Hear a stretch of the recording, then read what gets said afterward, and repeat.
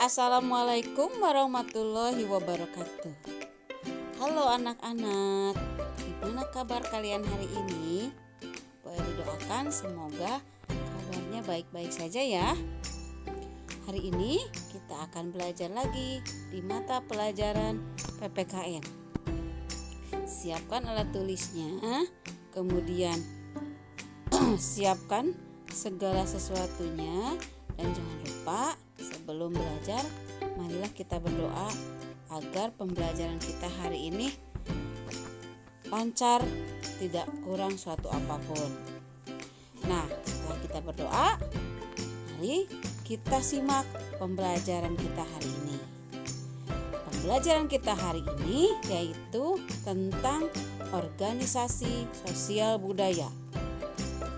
Nah, minggu kemarin kita sudah belajar mengenai organisasi sosial budaya. Nah, kemarin kita sudah berbicara mengenai pengertian organisasi, kemudian mengenai pengurus organisasi, dan kita sudah berbicara mengenai anggota organisasi.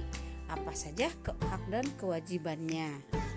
Minggu ini kita akan belajar mengenai program kegiatan organisasi, tata tertib organisasi, dan organisasi sosial budaya yang ada di Indonesia. Mari kita simak pembelajaran kita hari ini. Tujuan pembelajaran kita hari ini adalah 1. Siswa dapat menjelaskan kegiatan organisasi. 2. Siswa dapat menjelaskan tata tertib organisasi. Dan yang ketiga, siswa dapat menjelaskan macam-macam organisasi sosial budaya yang ada di Indonesia. Itu adalah tujuan pembelajaran kita hari ini. Pembahasan yang ke-1 yaitu tentang program kegiatan organisasi. Program kegiatan organisasi adalah rancangan kegiatan yang harus dilaksanakan oleh para anggota organisasi. Penyusunan program kegiatan dilakukan melalui musyawarah. Diharapkan dapat bermanfaat bagi anggota dan juga masyarakat. Contohnya dalam pramuka terdapat program penolong sesama. Kegiatan ini merupakan kegiatan sosial ya. Nah, jadi yang namanya program kegiatan organisasi adalah programnya dari organisasi tersebut, rancangan kerjanya. Nah, penyusunnya ya anggota organisasi tersebut ya, yaitu melalui penyusunannya melalui cara musyawarah. Disusun dulu rancangan programnya. Kemudian dan biasanya penyusunan programnya itu diharapkan dapat bermanfaat bagi anggota dan juga masyarakat sekitar. Banyak ya program kerja koperasi organisasi. Contoh misalkan organisasi pramuka misalkan. Ini berarti mengurusi tentang pramuka.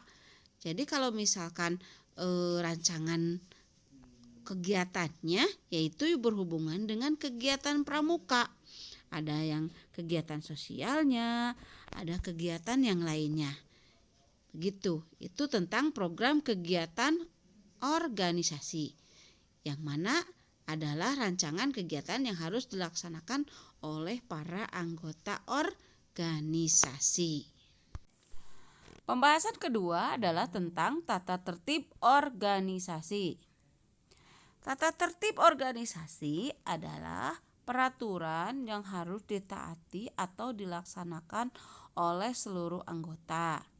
Setiap anggota harus mematuhi tata tertib organisasi. Tujuannya untuk apa? Mengatur jalannya organisasi agar semua dapat berjalan dengan lancar. Pelaksanaan tata tertib yang baik memudahkan organisasi mencapai tujuan bersama. Nah, jadi kalau misalkan dalam suatu organisasi ada tata tertibnya yang harus dipatuhi agar tujuan organisasinya juga bisa tercapai ya. Nah, biasanya apabila ada anggota yang melanggar tata tertib akan diberikan sanksi atau hukuman. Itu sebagai upaya untuk lebih mendisiplinkan anggota organisasi tersebut. Contohnya nih, kalian di kelas punya organisasi kan? Organisasi kelas 5A atau 5B atau 5C. Nah, tata tertib organisasinya juga ada, tata tertib 5A yang 5A, tata tertib 5B yang 5B. Berbeda-beda ya. Nah, setiap anggota yang 5A ya mentaati peraturan yang diterapkan di 5A. Kemudian apabila ada yang melanggar, contohnya misalkan dalam tata tertib piket, ada yang tidak piket. Nah, biasanya akan mendapatkan sanksi. Sanksinya apa? Biasanya ada yang sanksinya piket selama seminggu, ada yang sanksinya piket selama sebulan, macam-macam ya, tergantung yang disepakati dulu bersama. Begitu. Itu tentang tata tertib organisasi yang tujuannya adalah untuk menertibkan anggota organisasi tersebut agar rancangan kerja yang tadi dibahas itu bisa berhasil. Pembahasan yang ketiga adalah tentang organisasi sosial budaya. Organisasi sosial budaya yang ke-1 adalah Karang Taruna. Apa itu Karang Taruna? Karang Taruna adalah organisasi yang bertujuan memberdayakan para generasi muda di lingkungan tempat tinggal dalam berbagai bidang. Kalian pernah lihat atau mengetahui tentang Karang Taruna? Biasanya para anak muda anggotanya ya yang ada di lingkungan tersebut. Biasanya mengurusi tentang perayaan 17 Agustus atau pada perayaan lainnya. Pemilihannya melalui voting atau musyawarah. Voting adalah pemungutan suara terbanyak.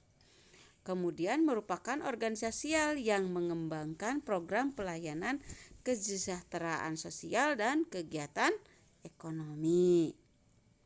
Karang Taruna ini penting ya dalam suatu lingkungan karena mereka orang-orang yang berani atau orang-orang yang mengurusi kegiatan mengenai lingkungan tersebut. Biasanya sangat vital pada saat ada perayaan-perayaan, misalnya 17 Agustus atau perayaan lainnya. Nah, itu mengenai penjelasan Karang Taruna. Pembahasan kedua adalah tentang pramuka. Kalian tahu pramuka? Wah, banyak di sini ya yang anggota pramuka. Nah, kemarin ekstrakurikulernya pramuka merupakan ekskul wajib ya. Nah, pramuka adalah organisasi ekstrakurikuler di sekolah. Dalam pramuka, siswa mengikuti kegiatan untuk mengembangkan wawasan dan kemampuan, melatih kemandirian dan kedisiplinan siswa. Itu ya manfaat dari kegiatan pramuka. Contoh kegiatan yang ada dalam kegiatan pramuka adalah persami atau perkemahan Sabtu Minggu yang diikuti oleh seluruh siswa. Kalau di Saik itu pramukanya itu biasanya ada program educamp, program camping di luar ya. Kita sudah rindu dengan kegiatan tersebut, tapi sayang sekarang tidak bisa diselenggarakan. Nah, itu yang disebut dengan pramuka. Pramuka itu singkatan dari Praja Muda Karana. Organisasi yang selanjutnya adalah yang ada di Indonesia adalah UKS atau Usaha Kesehatan Sekolah. Merupakan organisasi yang menangani masalah kesehatan warga sekolah. Petugasnya biasanya dokter kecil atau pengurus UKS. Pengurus UKS merupakan siswa yang mendaftar sebagai anggota. Tugasnya banyak ya di sini. Mengobati siswa yang sakit ringan, memberikan pertolongan pertama jika terjadi kecelakaan di lingkungan sekolah, membantu guru dan petugas kesehatan. Nah, itu yang disebut dengan UKS. Di Saik, UKS itu ada ya dulu kalau lagi normal sekolah, biasanya dulu gurunya itu yang bertanggung jawab adalah Ibu Una. Ada dokter kecilnya ya yang suka membantu Bu Una dalam menjalankan program kerja usaha kesehatan sekolah atau UKS yang ada di Saik. Nah, itu mengenai UKS. Pembahasan terakhir adalah tentang pasukan pengibar bendera atau paskibraka. Kalian pernah jadi pasukan pengibar bendera? Wah, kelas 5 pasti pernah. Waktu kelas 4 zaman-zaman kita normal sekolah ada yang jadi paskibraka waktu upacara, yaitu pasukan pengibar bendera. Pasukan pengibar bendera merupakan salah satu organisasi ekstrakurikuler di sekolah. Wah, kalau di Saik tidak ada ya ekstrakurikuler pasukan pengibar bendera. Nah, setiap siswa dapat mendaftar menjadi anggota paskibraka. Terus mereka menerapkan kerjasama dan kekompakan dalam keberagaman. Jadi ada kerjasamanya, ada kekompakannya. Nah, paskibraka menjadi petugas yang mengibarkan bendera merah putih saat upacara kemerdekaan maupun upacara nasional lainnya. Paskibraka dilatih baris berbaris. Iya, kalau dalam paskibraka ada latihan baris berbaris. Kemudian, kegiatan paskibraka dapat memupuk persatuan, kepemimpinan, kedisiplinan, dan rasa cinta tanah air. Alhamdulillah, itulah mengenai organisasi sosial budaya yang ada di Indonesia.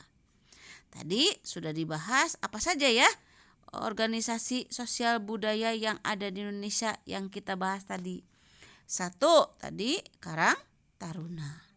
2, apa lagi tadi tentang Pramuka. Kemudian yang ketiga tadi tentang UKS. Yang keempat yaitu tentang tadi yang baru dibahas adalah pasukan pengibar bendera. Nah, tuntas sudah pembelajaran kita hari ini. Semoga pembelajaran yang tadi bisa bermanfaat ya dan bisa memberikan wawasan kalian mengenai organisasi sosial budaya yang ada di Indonesia.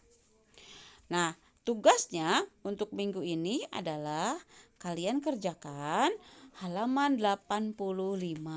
Kalian tinggal menyebutkan saja di situ yaitu tentang manfaat dari kegiatan paskibraka, kemudian tentang pramuka dan usaha kesehatan sekolah. Itu tugasnya ya. Tuliskan masing-masing 3 dari manfaat kegiatan tersebut. Nah, pembelajaran kita hari ini dicukupkan sekian. Terima kasih sudah bisa menyimak pembelajaran PPKN hari ini. Semoga kalian tetap sehat, tetap semangat, dan tetap diam di rumah. Karena sekarang kita harus berdiam diri lagi ya di rumah ya. Terima kasih boleh ucapkan. Nanti tugasnya dikirimkan kepada wali kelas kalian masing-masing. Bisa melalui WA untuk kelas 5A dan untuk kelas 5B dan C bisa melalui Google Classroom. Terima kasih. Salam kangen dari Bu Eli. Wassalamualaikum warahmatullahi wabarakatuh.